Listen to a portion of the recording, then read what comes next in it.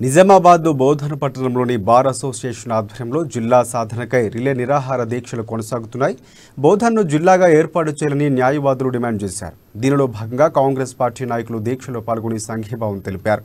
బోధన పట్టణం జిల్లా అయ్యేందుకు అన్ని అర్హతలు ఉన్నాయన్నారు సీనియర్ న్యాయవాది సంఘం గంగాధర్ గౌడ్.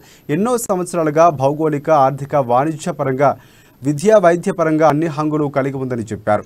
బోధన్ను జిల్లాగా గుర్తిస్తే యువతకు ఉపాధి అవకాశాలు పెరుగుతాయని పలువురు న్యాయవాదులు పేర్కొన్నారు.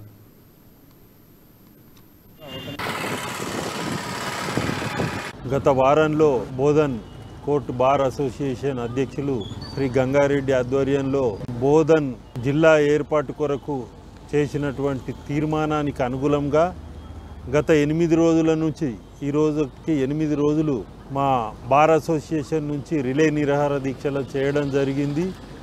ఈరోజు 8వ రోజు.